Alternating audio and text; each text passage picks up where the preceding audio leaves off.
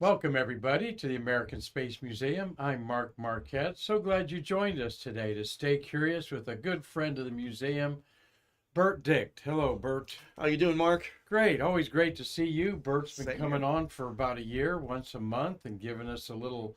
Uh, well, he travels a lot for your job, which tell everybody what your job is. Well, I am the managing director of membership for the National Space Society, and or NSS as we call it. And NSS is a space advocacy organization dedicated to the advancement of space exploration, development, and settlement. And along with being the managing director of membership, I help run the office here at the Kennedy Space Center that we have at the Kennedy Space Center Visitor Complex. As I'm looking around for my Astra Magazine that I Okay. don't see within arm's length here. And the next one's coming out pretty soon. Yes, next week. Many of you are Astra Magazine fans, and that's a quarterly publication. Uh, Editor is Rod Pyle, well-known space geek with a bunch of books out there. Oh, and, yes. Good afternoon to all of you out there. Steve Jokums has joined us. He says hi to you, Bert, Hello, Steve. from Lake County. He's Fox Lake, Illinois, his Lake County Spaceport, big Oh, sponsor nice. of our ShuttleFest. Yes. We We met last year. Yes. Yes, and here's our ShuttleFest. About 20 slots are left. Okay. Wow, moving up fast. And we're There we probably go. going to sell out. And as you know, we got Eileen Collins, Don Thomas, Joe Tanner, and John Grunsfeld, if you want them, and some notable NASA people like Jay Honeycutt, Mike Leinbach, Bob Seek, Joanne Morgan, and even Marty Winkle's going to be there. Marty, Oh. my co-producer, we are celebrating our 5th anniversary Yes. today, born out of COVID. Marty and I are going to, I'll celebrate it tomorrow. We'll see if Marty's going to be Okay. in the house or not, but he's got something to We tend have to a in the big birthday morning. party for it. Yeah, not hasn't attracted much yet, but we've been too busy getting ShuttleFest together. My present's in the mail, okay? Oh, is it? Yeah, Okay. my present All is right. in the mail. Let's see, what do you get for your 5th anniversary? I don't even know. Yeah. That's a that's a Here's good the question. Ad Astra magazine that we wanted to talk about there. And we're going to talk about their International Space Development Conference here in Yeah. June in a few minutes. But you got to have this if you're a space geek. And get this Absolutely. magazine. Great So, magazine. it really is, of course. The National Space Society and Ad Astra are always looking to the future, correct? That is correct. You know, the whole idea is how do we become a spacefaring civilization? And obviously, it What means does that mean, being a meaning space-faring people civilization? people living and working in space for the betterment of humanity. Mm-hmm. That's our goal. All right, and not for the betterment of Earth, because we got to get off this Earth within the next 4 billion years. Oh yeah, Before you know, the when that sun, sun burns out. Yeah, burns you know, out, yes. so, Oh yes. uh, You know, I don't give up the day job though. Right, exactly. Pay those Yeah. bills. Well, we've got a lot of you that are regulars chiming in. Dave Stange loves to see Bert, and says does Connie McDaniel, and Tom UCX says can't wait to see you. at Yeah, ShuttleFest, Bert. ShuttleFest. Yes. Mark UCX joined us too, and Dave Stange says he's been a member since December. Oh yes. So he should be getting a copy in the magazine in the mail. The first issue of 2025 it comes out next week. Okay. So we publish in the end of March, June, September, and December. Okay. Lena says hi, as does Dean Babcock and Tom Celentano. And we appreciate everybody supporting the American Space Museum by liking this. Hit like. That helps the algorithms to share it Yes. on there. And like I said, Marty and I started this in March 23rd, 2020, with the COVID pandemic. And, you know, it's 5 years ago, Bert. It's hard to believe, Went isn't by it? pretty doggone Yes. fast, but I remember when we were going through it and I had COVID and had to quarantine and all that stuff. What was it going to be like in 5 years? There was no sports going on, no entertainment, theaters, Yeah. Broadway, football, baseball, all shut down. Luckily for me, I had a position at IEEE where we could all work from home. But we did that, and we went to a virtual operation, but after a while, you just were like longing to see people, Yeah. and instead of seeing them on a computer screen. Well, you and me Yeah. are people Yeah. people too. We Yeah. deal with people every day, and Yes. it's the interaction and the fun, and you miss the camaraderie, the joking. Absolutely. I think just the how's your dog, how's your kids, how's your Absolutely. garden grow, type Yeah. of thing. Yeah. So Yeah. Absolutely. nobody really talking about it. I guess I should shut up about it because it must be too bad of a memory to bring up. But I'm kind of fascinated how this 5 years has gone by.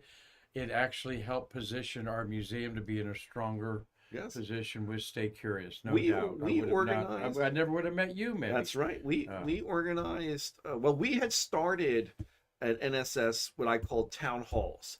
I had done several of them virtually before COVID hit. But once COVID hit and all of our operations were shut down, that's when we also initiated a virtual thing called our space forums. mm-hmm. So we don't do them obviously as frequently as your Stay Curious, but we've been doing them now for 5 years. Mm-hmm. So absolutely changes how you do things. Yes, Dave Stengy, episode 1 does exist on Facebook. I'm gonna put a link to that over the weekend. Who was your first guest? Did you have a first guest? Actually, it was a young. I think the first one was by myself. Okay. And then there was a young man that was a national. He was a solar system ambassador. Oh yes. I think you would know him if I said his name. He was from West Virginia, and I really wanted him to take over Stay Curious after I got it going. Oh right. But we were going to do a contrast between me, old school, and him, young school. And I want to say his name's Trevor. It eludes me, but then we ended up doing it on ourselves. Right. But the first one was actually in the Gemini Gallery, I believe. Okay. In there, and we set up scenes all over this museum, and then went to this green screen here. Yeah, you've come a long way. Which the green screen, a photograph of yours, Bert? Yeah, this is a photograph of mine that I'll be talking about a little later. This is the launch of STS-129 in November 2009. Okay. And it's my only shuttle launch. So I took that picture, and just even today I remember that launch. It was spectacular. Mm-hmm. So I'll talk more about that as we get a little further into the presentation. Great. Yeah. I want to mention Dean Babcock says he remembers Lee Solid on the program. He was on here 3 times. He passed away a little over a year ago, responsible for all the engines on the Saturn V, and then built these SSMEs Oh, okay. For Rockwell. Rocketdyne, worked for Rocketdyne. Yeah, Rocketdyne, Okay. absolutely. Yeah, I miss Lee a lot. Thanks for bringing him up, Dean. And we just don't have time to toot our own horn around here. And so, but we'll do a little of that tomorrow, and a retrospect and look back, and I'll pull a couple pictures of Lee or some screen grabs of other interviews, and talk about some of the interviews that were interesting for me. Sounds good. good. I've interviewed a dozen astronauts, over 60 space workers at least. Yes. The person that I was the most nervous about was Mr. Hugh Harris. Oh, really? Yeah. Why were you nervous? Well, because he was sort of an idol of mine, being a Oh, journalist myself, and just I was sort of in awe of his position out Right. there, and being responsible for the public relations for NASA and all these things, good and bad. And but then he quickly become a friend. Oh, yes. But Yes. yeah, I know. People, I do get nervous about every day before I go on. I probably made you nervous too, right? That's right. No, you're always on time, so that's good. It made it. We actually had a screen. Dave Stengy's talking about interviewing people, and Steve Jokums mentions that this photo looks like his of 133 from the Banana Oh. River site. Right. There, so Yeah, that was from the Apollo Saturn Center there. That's where that's from. Yep. Bert told me he's got a program about the history of the Space Shuttle in honor of ShuttleFest IV in a couple weeks. If you've not made your reservations, please do before the end of this week. And we've only got about 20 slots left. We've got enough people to come, in my opinion. Oh, it's going to be great. So we're going to have, it's going to be, we'll fingers crossed that I think it'll be a pretty memorable occasion for everybody. So, Bert, let's talk a little bit about some of your Well, yes, publicity. That, our big event is the International Space Development Conference. We do this annually. This is the 43rd year that we'll be doing what's called the ISDC, and like to invite everyone. This ShuttleFest is a great pre-event to this one, so you need to come to both. But we're gonna the theme of this is Together Beyond. We have about actually 19 sessions now. We added one. And you can see some of the speakers: Chris Ferguson, you got Hoot Gibson, Susan Kilrain. We have Jared Isaacman coming. We have Cyan Proctor, and Story Musgrave just signed on. And we hope to have quite a few other individuals. It is going to be a great event, June 19th to the 22nd at the Rosen Center Hotel. And Mark and I are also co-chairing one of the sessions, a history session, that is going to be on Sunday, the 22nd. So we want to invite you to that. And you mentioned Jay Honeycutt, who got a presentation from him, presentation from Jamie Draper from Space Force, and Mike Haddad and Scott Bangan for the Astro, the Astro missions. Yep, payload level 4 specialist. Yes. So it's going to be a great session, a great event. So we want to make sure everyone comes out. Here in Orlando. Yep. Very, like I said, the 43rd event of this kind. And we have tours that we're offering. Of course, one is a tour of the Space Center itself, Kennedy Space Center Visitor Complex, and a tour coming here to the American Space Museum. Yes, great. Yes. We're all for that. I'm looking at this Mars astronaut, obviously on Mars there. Would they call that the baboon spacesuit? his derriere there. I've never seen a spacesuit, but it kind of makes sense that you would have to sit down, and that would be a vulnerable part. Yeah. But that one is I can't remember. Vaughn is the artist, and he does a lot of work for NSS. So he has a number of Mars images that we use for our themes. One for for ISDC, we do a separate one for the NSS itself. Mm-hmm. So it's a lot of we use it a lot. Yes. I digress there, but that's okay. Neat looking spacesuit. Yeah. Good for you for getting Hoot Gibson there and Susan Kilran.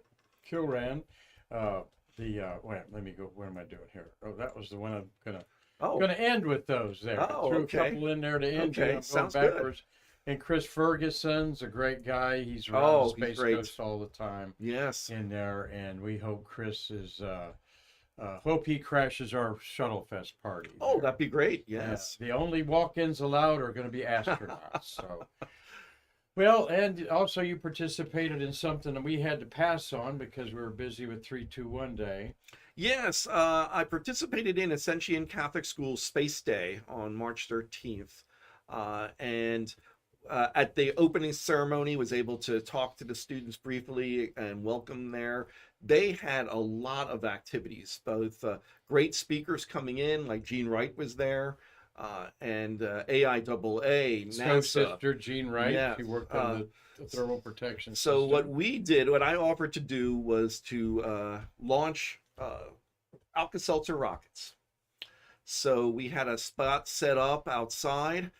You can see the picture there with your guest from Tuesday, Elizabeth Schneider, helped me out, and also Lee Wilson. And we launched these little things called Alka-Seltzer rockets.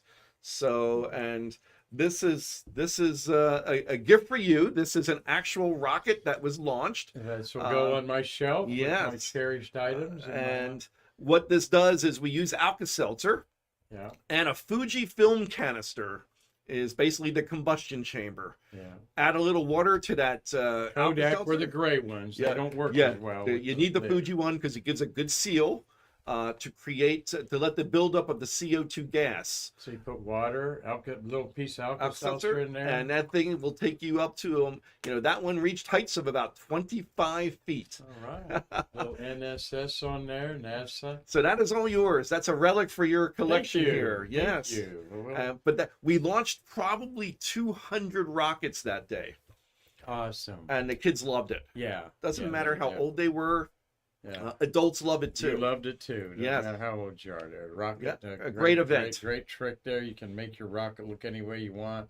Have all kinds of contests with it, and so And I'll thank my forth. friend Robert Katz, who helped organize that. And so he was the one who had invited me to participate. Great, yes, yes. But a great event. Robert, Yes. a good influencer on the Space Coast here. Another Robert Law is watching in Dundee, Scotland. You're going to meet Robert. You've seen Oh, his name a lot. yes. He'll Okay. be here from ShuttleFest. Great. And Tom Colbert is up there in Ireland.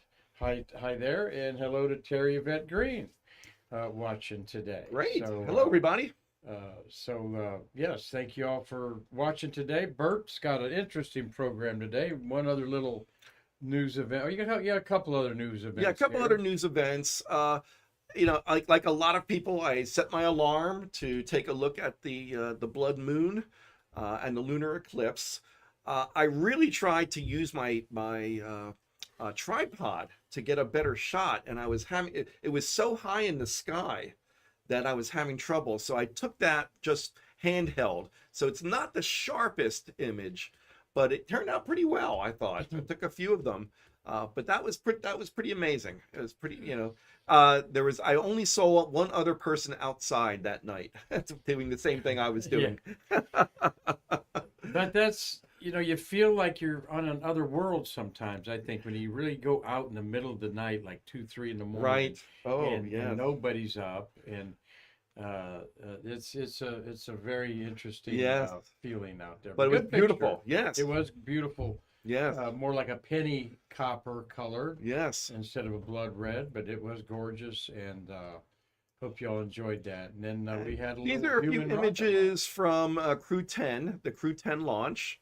So is there for the astronaut walkout as the astronauts get in their Teslas to be driven to 39A. So you see one of the shots of the launch, and the one in the lower right. I was trying to get a shot of the booster, first stage booster as it came back, and you could just see it in there. I didn't get the best shot of that one, but always fun to see one of those launches. And so They've been up here about 2 weeks now. Yeah. It's Ann McLean and Nicole Ayers, a rookie. Takuya Onishi from Japan, his second flight, and the Russian rookie Kirill Peskov up there, part of Expedition 72. That's going to be Expedition 73. Might be called 73 now. they transitioned to 73. So Yes. I've not seen the logo Yeah, for that. they We'll check transitioned that to out for 73. tomorrow then. Yes. And then what else you got here? Oh yeah. Oh, yeah, and of course participated in 321 Day, and there were Gabriel Rothblatt on the Yes. far right with Jamie Draper, the director of the Sands Museum, Mayor Andrew Connor, Yes. and you're wearing your I wear Aussie my shirt 321 shirt. Yes. Yes. I was in uniform. And we thank the Welcome Center and the Titusville Chamber of Commerce for, and we rented the space there, the parking lot. And what was a real big hit was the cake. The cake was very good. The ring cake. Yes. What do they call that at Mardi Gras? That I don't The know. King's cake. Oh, the King's cake. King's Okay. cake. Because Okay. inside it, but they put little alien bodies inside. I didn't find And a one. couple cakes. Connie McDaniel found one Okay. in there. So, yeah, thank you. Gabriel is, of course, our executive director of our U.S. Space Walk of Fame Foundation, and he and I are really making inroads with Mayor Yes. Connor. Oh, yeah. He And, seemed very good to talk to, and excited about what was Yeah. going on. And But we're concerned about Spaceview Park becoming the iconic place it should be. yes. It is, but still a lot of people don't know So, about but it. a great event that day. 321 Yep. Day was excellent, and we will have it next year on a Saturday, and it will really be something else. Okay. There's old John Young, 3 feet in the Yeah, air. so I thought in celebration of ShuttleFest, I had written an article for a mechanical engineering magazine that was called Shuttle Diplomacy. Very clever name, right? Obviously. Okay. But it told about the development of the shuttle. We know about the shuttle program itself, but how did the shuttle program get started and developed? And I actually had done many presentations that I created out of that article called "From Moonwalks to Space Planes." So the reason I have this image first is I'm basically, starting at the end in a sense. And that day was April 21st, 1972. Okay, John Young and Charlie Duke are on the moon. Mission Control radioed up to John Young, telling him that Congress approved the shuttle program the day before. And I don't know if you remember what John Young said. Do you remember his words? I think he said something like, "Ah, shucks, America needs that shuttle. Well, the country needs that shuttle mighty bad. Mighty bad." Mighty bad is how he Mighty probably bad, phrased it. And He used the word "mighty" a lot. yes, he did. But when when President Reagan gave him a greeting, for the launch of STS-1, he said that was a right fine speech. Yeah. Now let's get back to business. Yes. Met John Young several times. The thrill of my life. What a very interesting man. Very in a press corps. He was very succinct with his answers, and then just shut up. And I told someone he ain't gonna say anymore. All right, that's another question. Never met him. I never met him. He's one of only the two moonwalkers I hadn't met. Mm-hmm. And so the other one is Jim Irwin. Oh, okay. Jim Irwin. I met all the other 10. And I was at the STS-9 landing, so I was a distance from John Young as he was on the stage. But Mike, what counts for me when meeting an astronaut is getting a picture with them or shaking their hand. Yeah, I didn't do that. Yeah, you gotta shake their hand. You gotta shake their hand. But who would have known that after being told that and saying the country needs that shuttle mighty bad, 9 years later, he would command the first shuttle launch. Yeah, first one of mission. the boldest Yes. manned missions ever. With Bob Crippen. Of course, we lost John a few years ago. We think about him every day when we're watching the news, and they say there's a wreck on John Young Parkway. Oh, yes. And there's people I've given tours to from Orlando that had no clue what that parkway was named after. They just John Young. Who's that? Right. That's right. John Young, as the chief of the astronaut corps, famously got someone got through to him on the phone, a woman, right, and complained that he needed to clean his highway. It had too much litter. That is funny. Yeah. That is funny. Yeah. But I'd like to know what John said about that. But if we go to the next, the next image, of course, is the crew of STS-1 and the launch. So 9 years later, April 12th, other way. There we go. 9 years later, April 12th, 1981. Was the launch of STS-1 Columbia, and it's interesting. I had interned here. I think I mentioned that in a previous visit at the Space Center, and they invited me down to see the launch. The department I worked with, and had tickets, but it was originally planned for March, and then it got pushed back. And the weekend it launched, for those of you engineers out there, I was taking the EIT exam, the engineer and training exam, or today it's called the Fundamentals of Engineering. So that was scheduled for the the Saturday. Remember the STS-1, they initially tried to launch on a Friday and it got delayed, and they pushed it back to the 12th.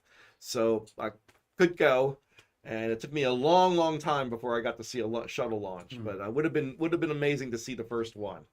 And so, like I said, it was intense. All of us remember watching it. Yes, it's way back in the past now. 45 years ago. Yeah, so 45 years ago is what we're celebrating. Yeah. Is it 45 or 44? 44. So going from April 1972 to April 1981. Okay, and now of course we're in we'll be in April 2025 for the ShuttleFest. Mm-hmm. But I think the key is as we talk about the shuttle is what did it accomplish in the end. So if you go to the next slide there, and let's bring that a little bigger. What I've tried to talk about is, of course, obviously, the shuttle program ended in July 2011. 30 years of operation, 135 flights, about 1,300 days in space, 355 individuals from 16 countries. That's individuals flew on the orbit on the shuttle. Total, 530 million miles traveled, and 3 million pounds delivered to orbit. That's enormous. Building the space station, they rescued satellites, they repaired satellites, they deployed, they deployed satellites and the Hubble and so on. A remarkable program that came to an end in July. So the whole idea is now, how did all this come to be? Yes. One of the remarkable things I'll point out as we look at those stats and say hi to Rocket Lady Elizabeth is joining us, and go watch that lovely lady's podcast a day before yesterday on Tuesday. And WCB says AWS 6G certified. Okay. So they know what you're talking about. Yes. In the electrical room there. Very good.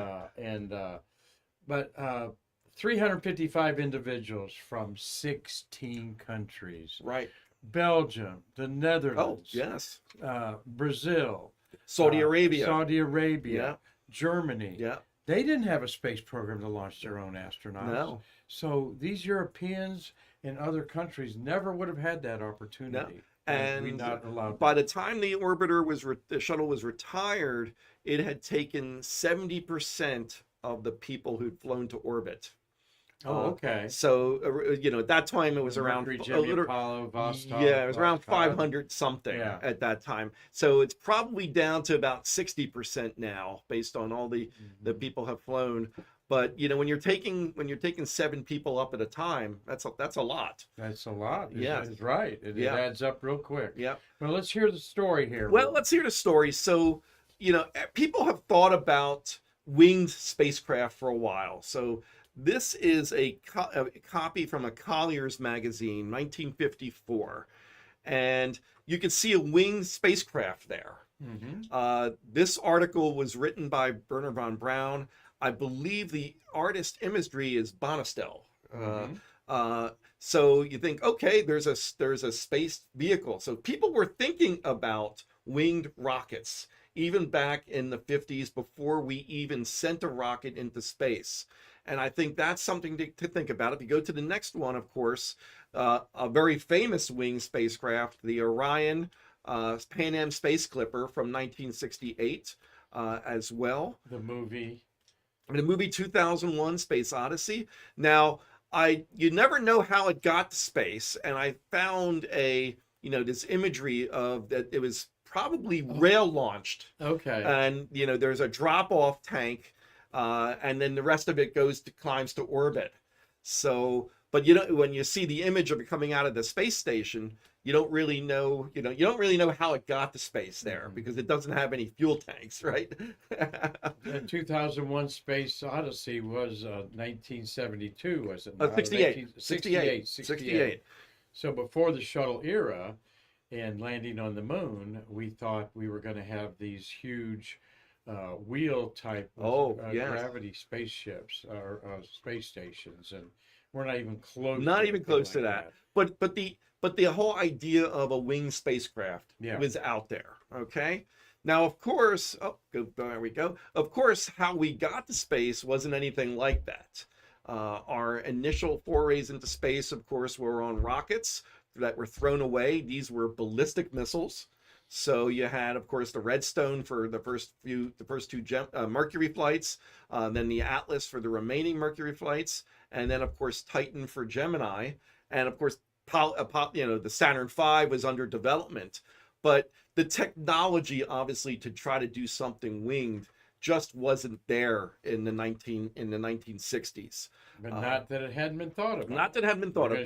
But there are a couple things that made the idea of a winged spacecraft possible. And this is H. Julian Allen. He was a researcher.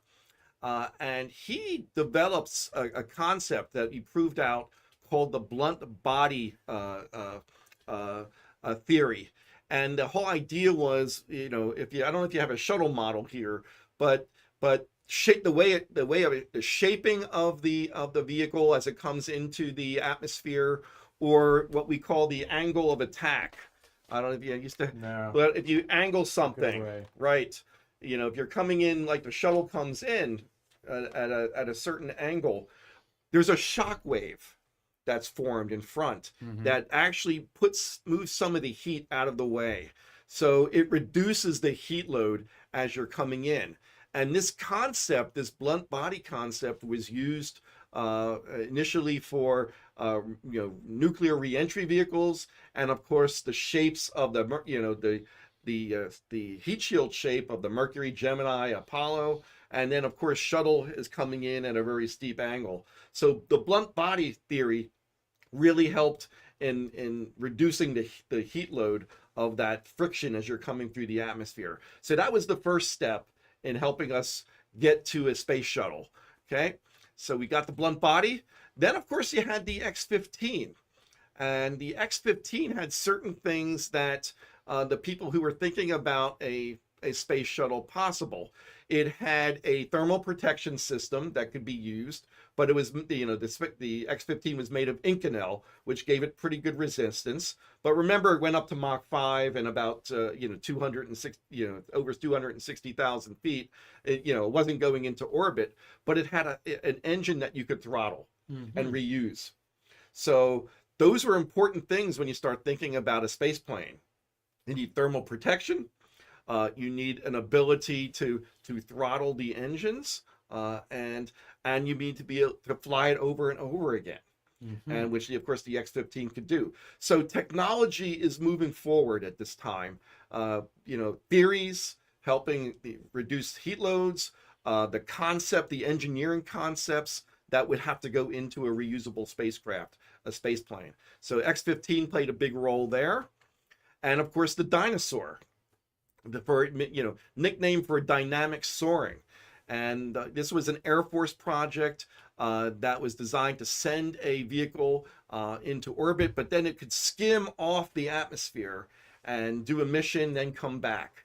Of course, it ended up getting canceled. Single or two-seaters. Yeah. There. Could you imagine having a whole fleet of about 100 of those scattered around? And well, the Titan rocket it was launched on a launch Titan. them. Yeah. The thing that's funny though, when you think about it, they named a project after a species that became extinct. Yeah, dinosaurs. Dinosaurs. Yeah. But again, it never flew. But some of the technologies that were critically important, along with the lifting body technologies that NASA was studying. Remember how Steve Austin crashed in the M2 F3? Yeah. So those things all played a part in producing the technology that was going to be needed to get us to a reusable space plane. And there was one individual that was very influential here. You have a picture of. Well, yeah, that is George Miller.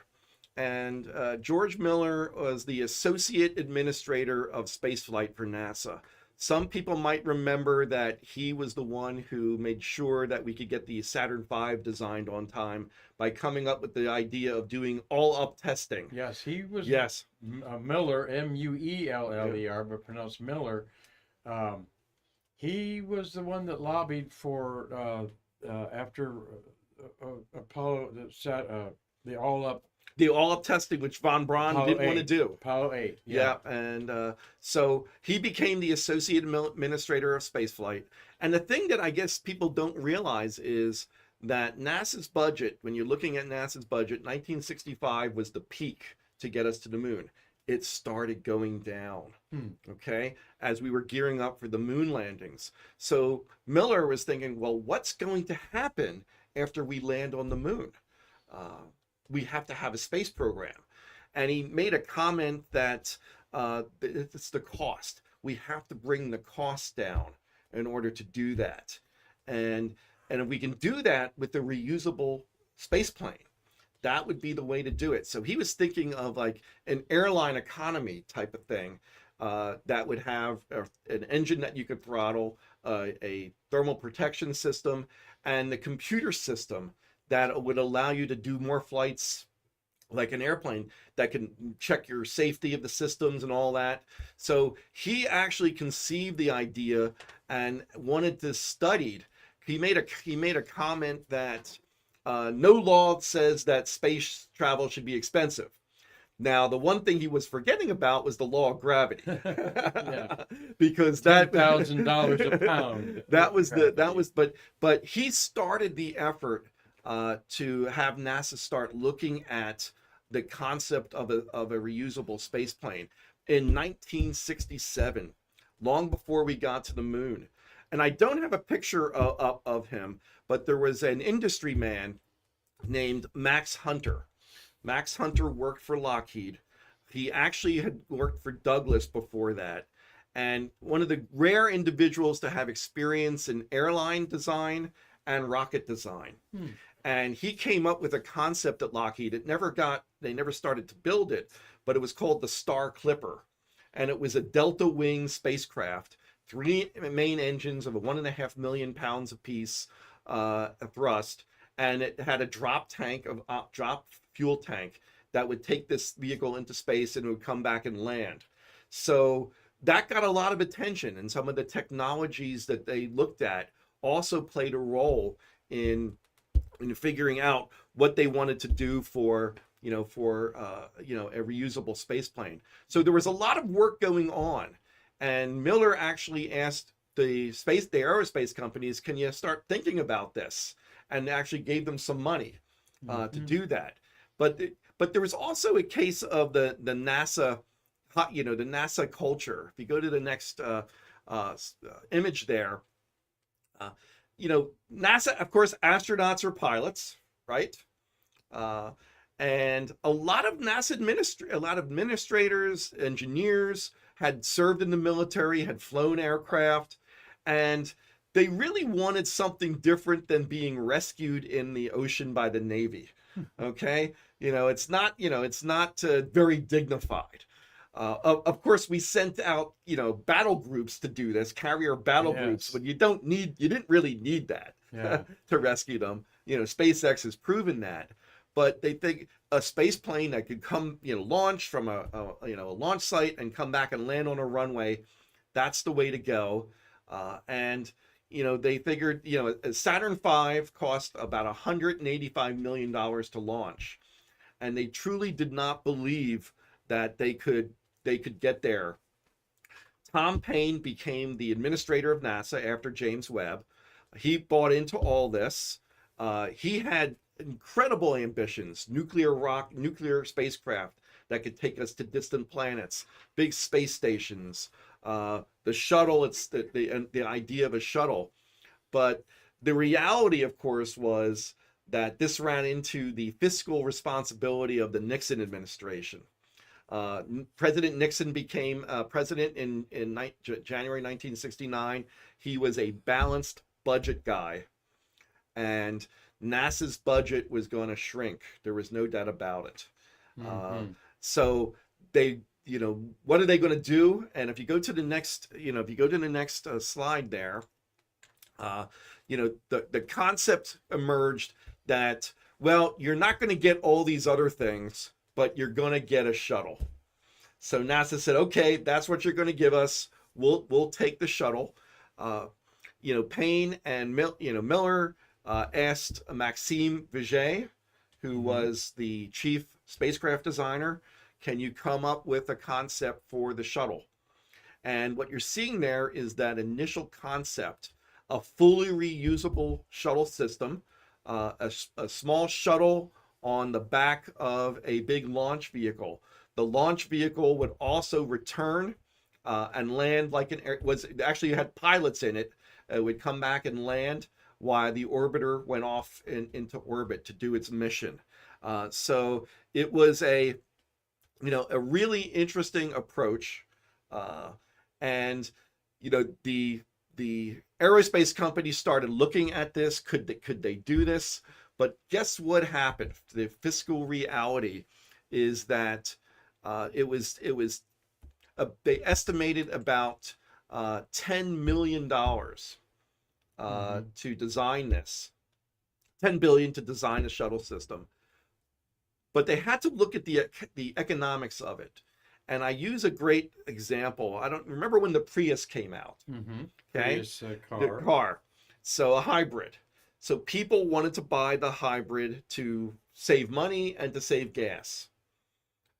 And to make a statement Make a too, a lot statement, of yes. people want to be But eco-friendly. the Prius was about $5,000 more than a conventional car of the same class. So if you said I'm going to buy a Prius because I want to do something for the environment, but I want to save money too, you have to look at how many miles will you drive in a year. And if you're not going to drive enough miles to actually make up for that $5,000 difference, is it worth it? And you say, oh well, you know, I want to, I still want to support the environment, so I'm going to buy it anyway. But they couldn't do that with a rocket. So if it cost an extra amount to design a reusable rocket versus a conventional throwaway expendable rocket, are there going to be enough missions in order to make up that difference? So they looked at that. They tried to anticipate how many launches would we need to help pay for this extra cost of designing a reusable system. They didn't have enough. And that led to a really important decision with going out to the Air Force. And they made a deal with the Air Force. Hey, you know, if you sign on, we'll take all of your satellites up. And the Air Force said, hey, that's an interesting idea, but in order to do that, we need a couple things. We need a payload bay that's 60 feet long, 15 feet wide, and we need an ability to go 65,000 pounds to orbit, low Earth orbit, and about 30,000 pounds to polar orbit. And so that, you know, that drove the shaping of the orbiter. So that initial concept that Maxime Paget was just not going to work. Flame fits perfectly on it there. Looks like a yes, it does. Real launch set. So then there's other issue that this polar orbit issue that the Air Force wanted. That was also a driver in the shape of the orbiter itself. So you think about a polar orbit. The Earth is rotating west to east, right? If you're coming back down from a polar orbit, your landing site is moving away from you. You know, when you're coming back from an equatorial orbit, you're going in the same direction. So what the Air Force needed was something called cross range. We need 1,200 miles of cross range in order to make sure that the orbiter will get back to its landing site. And Maxime Paget's straight wing orbiter was just not going to do it. That only had about 230 miles of cross range. So if you go to the next slide, the whole idea of the orbiters there, that straight wing orbiter just was not going to cut it. And they had to go to a delta wing. But this again is a much larger vehicle too than the initial concept that Maxime Paget had. And for those of you who've been here to the Space Center and you've come out to see the Atlantis reveal, they show a video of Maxime Paget throwing a balsa model of his initial concept. And of course, we know the shuttle never ended up looking like that at all. And a lot of it is because of that decision. We needed to have more flights. Let's go with the Air Force. And that led to the shape that we know of today, that delta wing. But there were some other issues here as well. As I mentioned before, the cost was about $10 billion. One of the things they were looking at was this big launch vehicle, which was about the size of a 747. How do you launch something that big? One of the ideas was, again, to add a drop tank at the front of that launch vehicle. So that would power the orbiter once it separates. You know, the launch vehicle takes it up to a certain altitude, then it separates and the shuttle continues on its way. The drop tank idea was something that also came out of Max Hunter and his Star Clipper. So they're getting there. The cost is coming down. You know, it's not $10 billion anymore, but it's still a little too high for the Nixon administration and their Office of Management and Budget. So what Tom Paine did was he actually enlisted the help of a company called Mathematica, and the whole idea there was, can we bring this cost down? So you see on the slide, $10 billion to develop a fully reusable one. Aerospace companies were studying the configurations.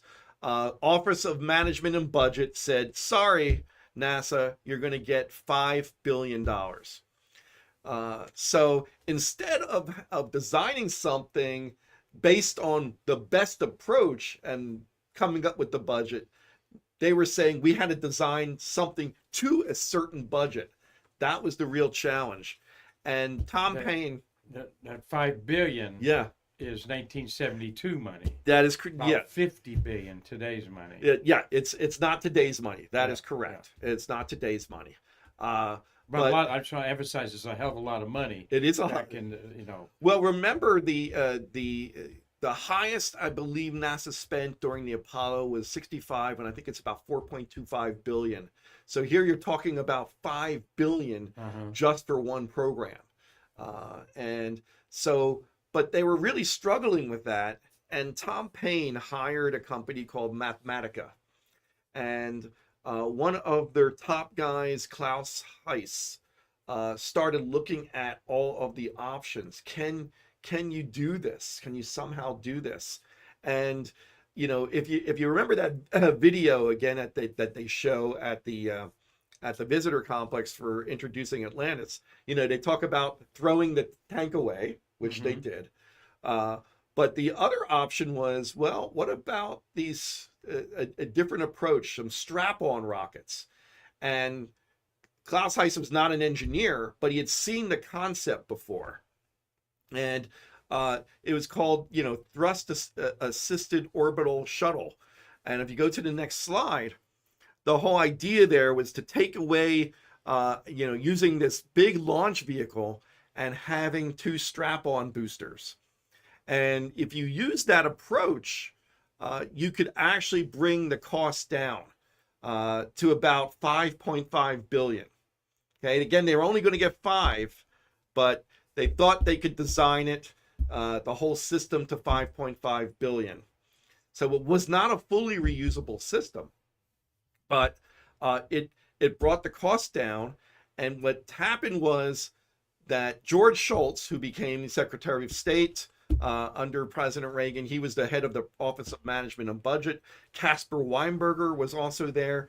They pushed for getting that extra $500 million to make sure that the shuttle program could go forward. So it's not how you really want to do things. And NASA, and we'll talk about the challenges, but NASA said $5.5 billion. Yep, we'll take it. But that led to the concept that we know today. And so the Nixon administration, there's President Nixon with the new administrator, James Fletcher. This is in March of 1972, and the Nixon administration is giving the go-ahead to design a space shuttle at this point. So the shuttle had certain objectives. As we learned, Congress approved it the next month. The goal was a first flight by 1979. The idea of the shuttle was low-cost access to space, about $10 million per flight, about $100 per pound. Whoa. Right? 55 flights a year, okay, which is enormous. A turnaround time of 2 weeks. That's one a week. Yeah, it's one a week. These are all the goals. So it needed a reusable high-performance rocket engine. It needed a reusable thermal protection system. It needed sophisticated onboard computers. The reality of all of this, and I don't undersell the passion of all the engineers, is they really didn't know how this was going to happen. Going to the moon was actually a little easier than designing a reusable spacecraft, because they ran into a lot of challenges along the way. And we never had a blank check to go to the moon, but we had enough. Here, they did not give enough to NASA to initially design it. And I absolutely understand. People may have said we're gonna, oversold it. We're gonna do 55 flights a year. Which is how many did the most it did in one year? Nine. Yeah. So yes, and we'll talk about how much it all cost at the end. It's not that that $10 million a launch. It's a lot more than that. So of course that led to the orbiter system, the shuttle, the space transportation system that we know today, or the stack as it's called. The orbiter itself is the part that goes into space, comes back and lands and is flown again. There's two solid rocket boosters that produce almost 1.5 million pounds of thrust using aluminum powder is the fuel, ammonium perchlorate is the oxidizer. But of course, the challenge of using solid rocket boosters is once you light them, you can't turn them off. And of course, then the external tank that fed the liquid hydrogen and liquid oxygen to the shuttle main engines. So it took about 4 years in order to, but it's from 68 to 72 to iron out the concept they would use. And then, of course, with the go-ahead in 1972, it took 9 years in order to get that first flight. Yet it only took 8 years for us after go-ahead of the Apollo program to get to the moon, 1961 to 1969. So there are a couple things that were really a challenge. And the first one is the main engine, the RS-25. Now, Rocketdyne, which designed the F1 and the J2, they are pretty good rocket engine designers, and they won the contract for the shuttle's main engine. They had the J2, you remember, would be refired in space to do translunar injection. They did not think there was that much challenge to making a reusable spacecraft, and they would be wrong. It was incredibly challenging to make the shuttle's main engine. It operated at pressures more than 4 times the pressures of the F1 and J2. The temperature range, of course, going from minus 400 degrees, feeding into the engines, to 6,000 degrees of exhaust was a challenge. But the real key, one of the real challenges they had were those turbo pumps. Oh, yeah. One of the real challenges they had were the turbo pumps that fed the fuel, the liquid hydrogen and liquid oxygen.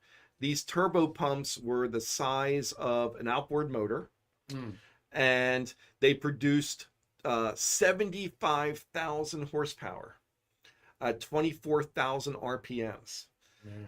So they were critical components. What the designers ran into were issues with welds were a problem, ball bearings, fuel lines were splitting, engines were catching fire. The shuttle main engine was designed for 55,000 seconds of operation. Okay, an 8.5 minute flight and 55 flights. I'm sorry, the 11,000 seconds of total operation, not 55. It's 55 flights. What they ended up doing in terms of testing this, Rocketdyne had to go, Rocketdyne brought in experts in materials, in chemicals. They had to reach out to industry and academia to try to get this rocket engine settled. They ended up doing 110,000 seconds of flight test. That's almost 30 hours of rocket engine tests, 746 actual tests of this engine to get it to where it was. So it took a lot of extra time that delayed, the initial launch in 79. That was one factor that pushed everything back, were those reusable rocket engines. So, but they turned out incredibly well. Incredibly well that we're using them for Artemis. Yes. Yes. 4 of them will be on Artemis. Yes. 4 of them were on Artemis. Yes. Now we're in the ocean. Just not. The sad part is we're throwing them away. Yeah. Yep.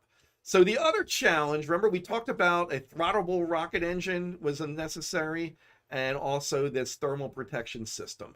At one point, they actually thought about maybe using titanium for the shuttle skin, which is aluminum.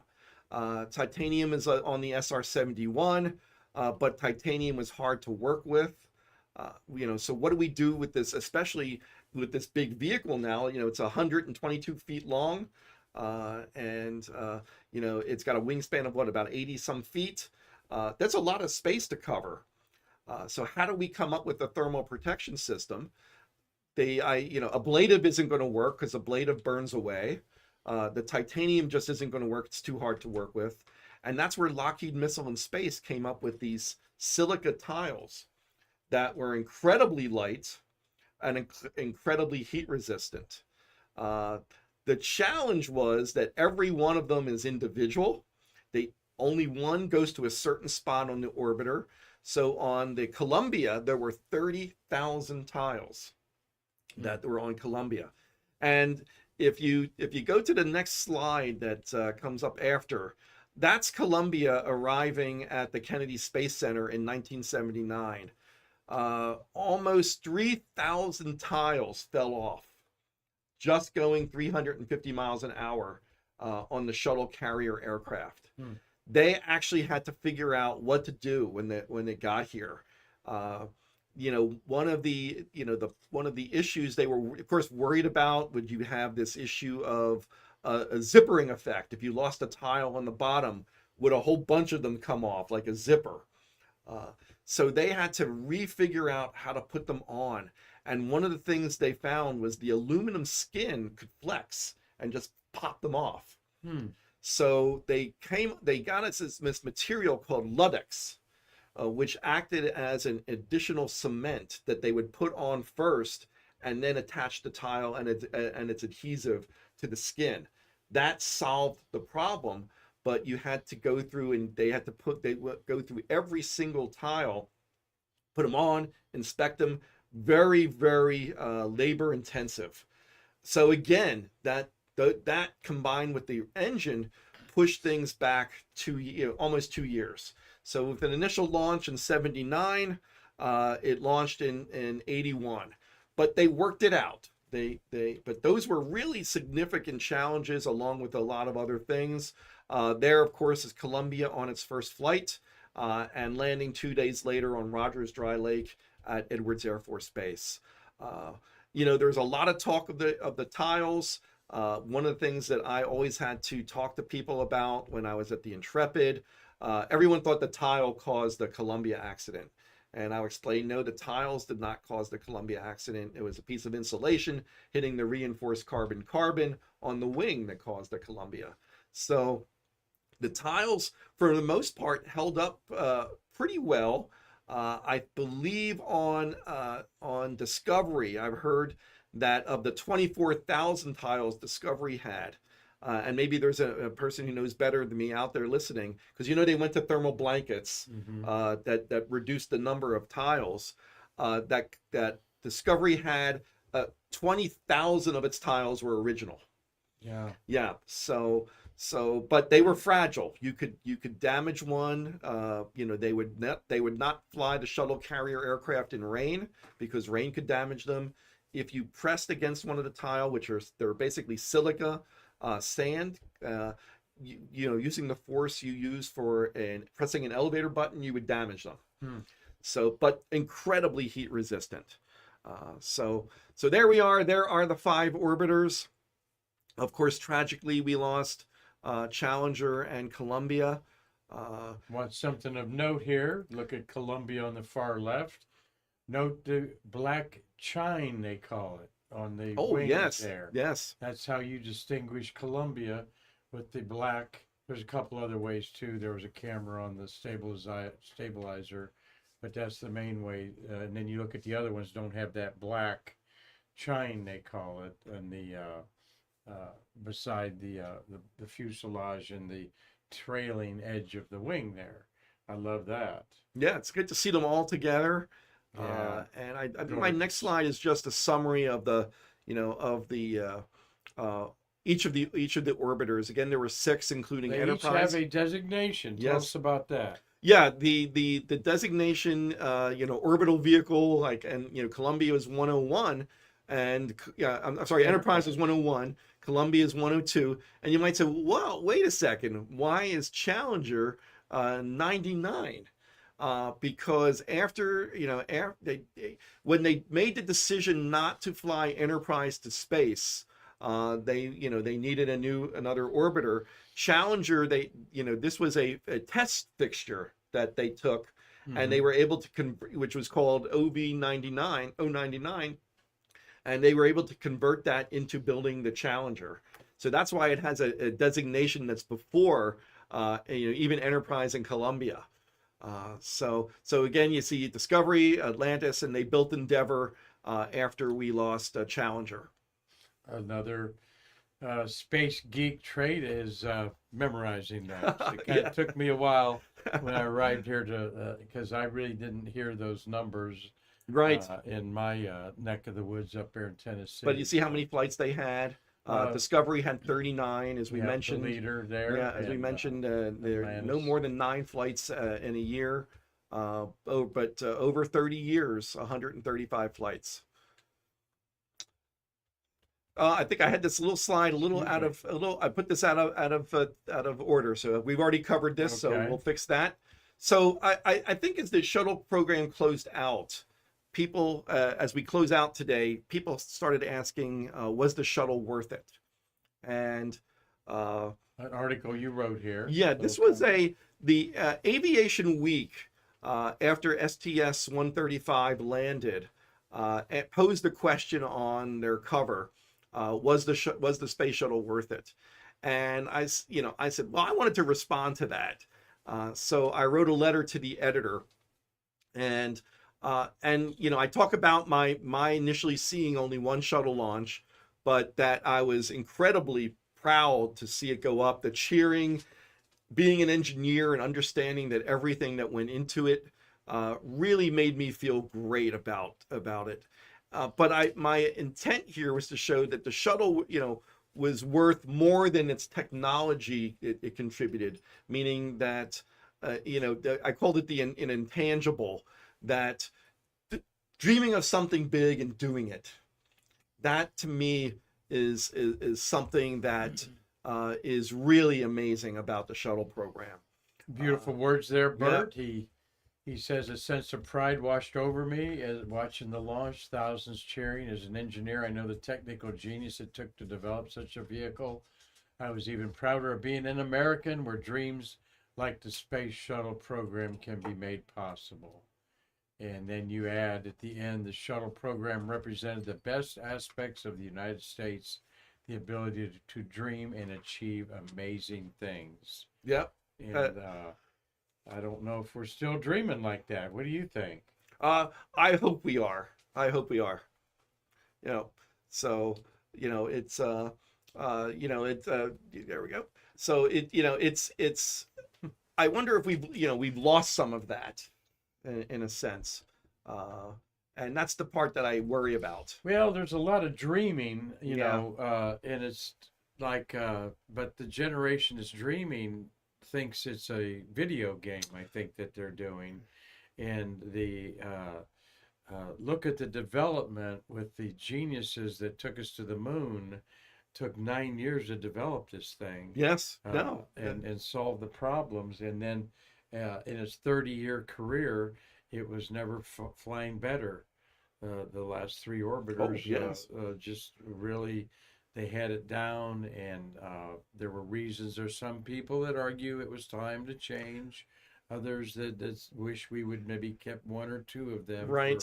For it was projects. It never could achieve the kind of airline operations, because going to space and going 17,500 miles an hour is a lot more challenging than what an airline face. So that was my one and only shuttle launch, as I showed there, and STS-129.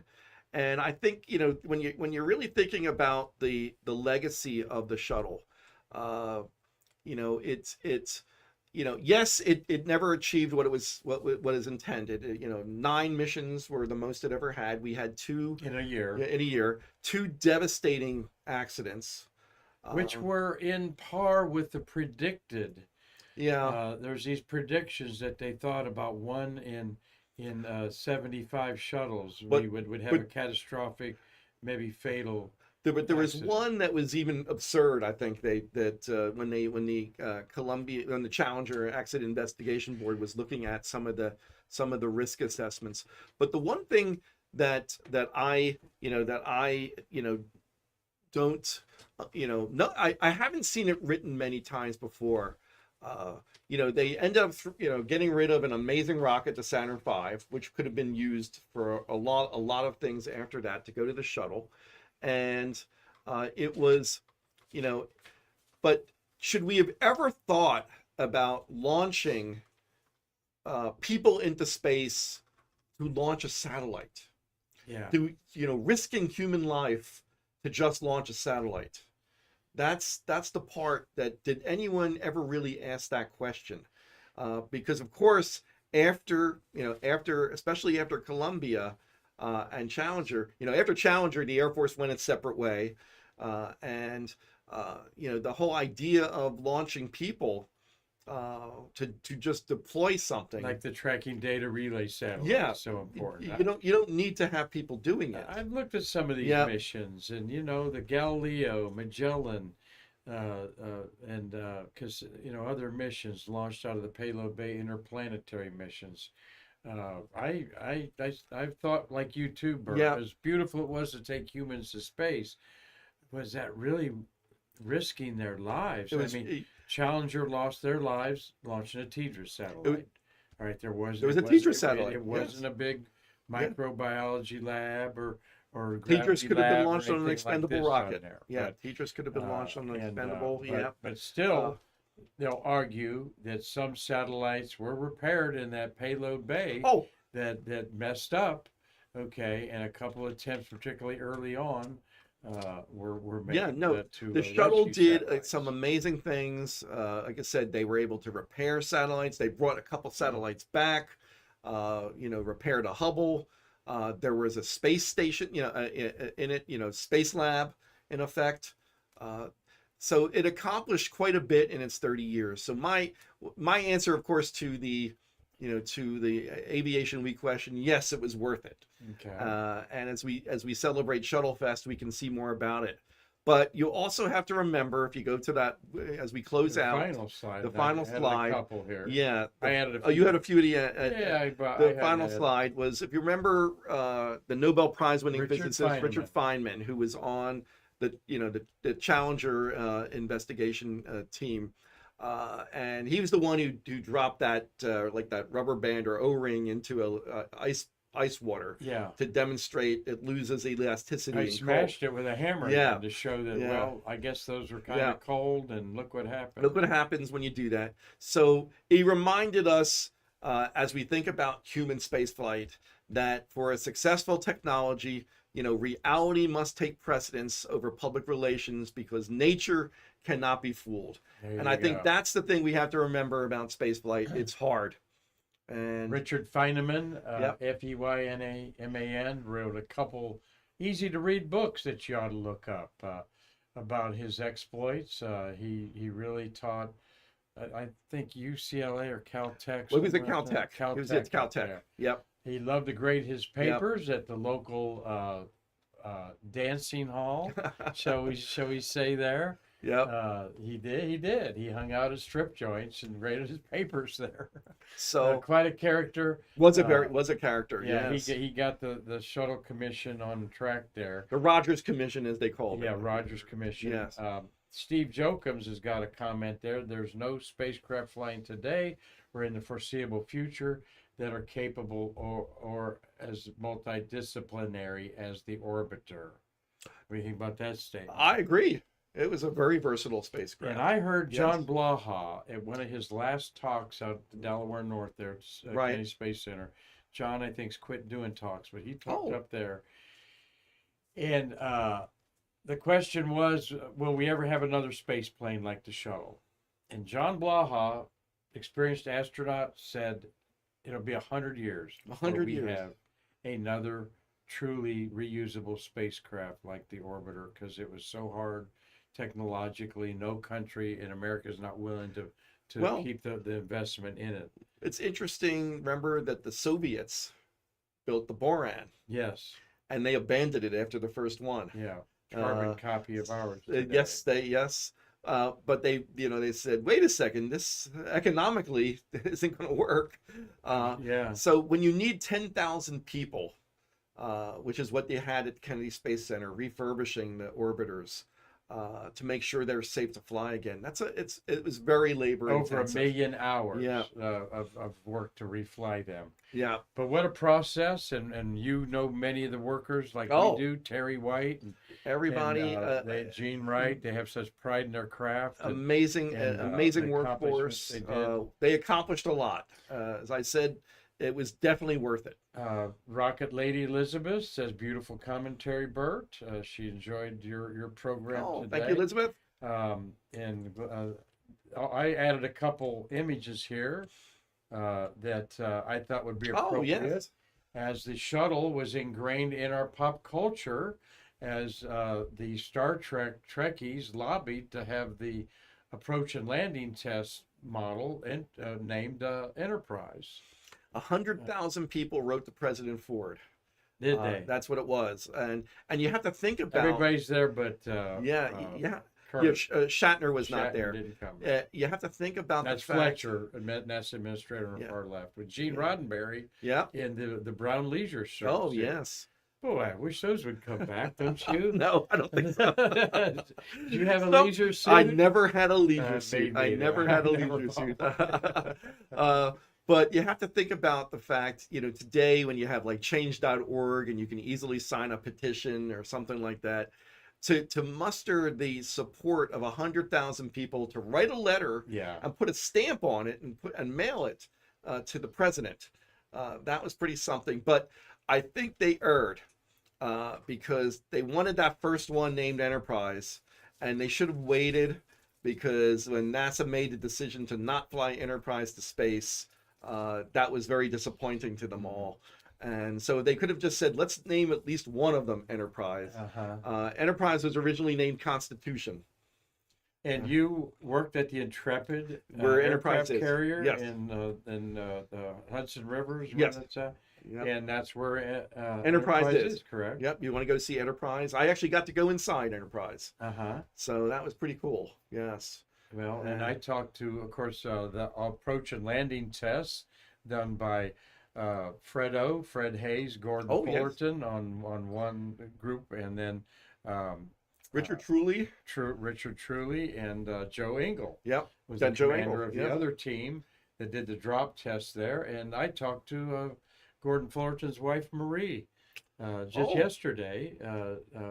Somebody from the BBC wanted to talk to her about the family side of the approach and landing test. Yes. That we're going to highlight quite a bit this summer when we celebrate that with Bob Seek there. So Sounds Burt, great. wanted to thank you. Just you do a lot for us. You were on a panel at ShuttleFest last year. Yes. There you are talking about the future. Yeah.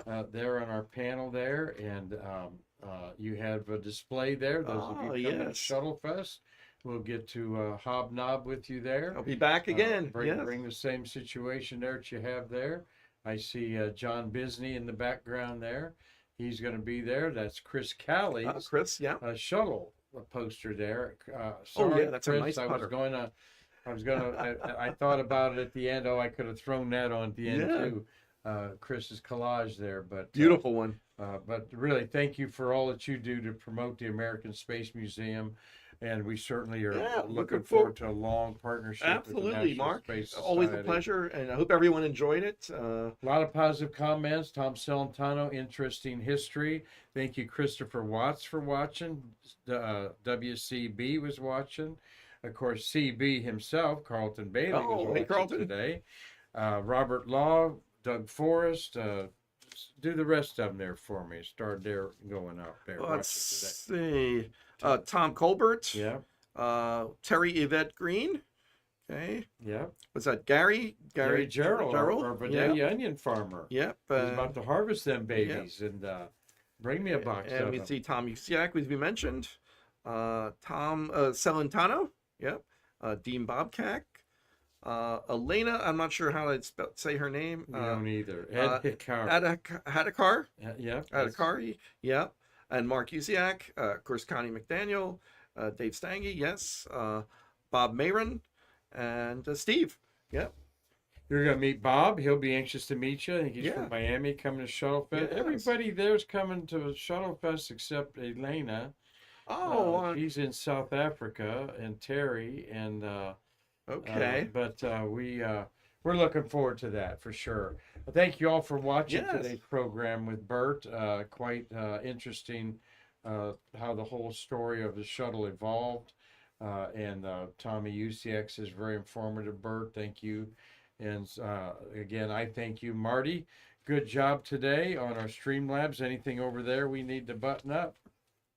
Nope, looking good. Hey, everybody. All right. Thank you for joining us today. Yes, tomorrow I'm going to wax eloquently and shed tears about our 5th anniversary here. I probably will shed tears. This is, I mean, just from the standpoint that we become friends with so many people Yes. through this program, you Yeah. included, Bert. Absolutely. And as long as it lasts, we're going to enjoy it. They're always wanting me to cut back to 3 days so I can be freer to do some of my other duties. But truly, this is my most relaxing hour of the day, is talking to you all once I get the program together. And Great. after 1,250 episodes or so, Marty and I've kind of got it down pretty good. So hope that you join me tomorrow to look back at 5 years of wonderful interviews and information that we've given you. Are you going to do kind of like a Exactly. Johnny Carson retrospective and show your favorite clips? I might, if I have time. You have to find them, right? Yes, I have to find them. But we started on Facebook in the first year and a half, and probably 250 shows maybe are on Facebook. And then we qualified for YouTube. Okay. We had to get 1,000 followers on YouTube. And our IT manager, Bruce Jacobs, nursed that until we got there. Perfect. And I'll tell you more about that all tomorrow, okay? And like Steve Jokum says, folks, hit the like button, and that helps our algorithm that people have found us, I think, like Bob Mayran, like that. So look forward to seeing you all in a couple of weeks that are coming. I'm going to go launch this rocket out in the parking lot there that Burt gave me, little Alka-Seltzer, and fly that baby away. So There you Burt, go. thanks again, My my pleasure. friend. My pleasure. Always fun. Thank you all out there. I'm Mark Marquette saying that I'll see you tomorrow with our 5th anniversary to bridge the space between us. Take care, everybody. It's a wrap. Okay.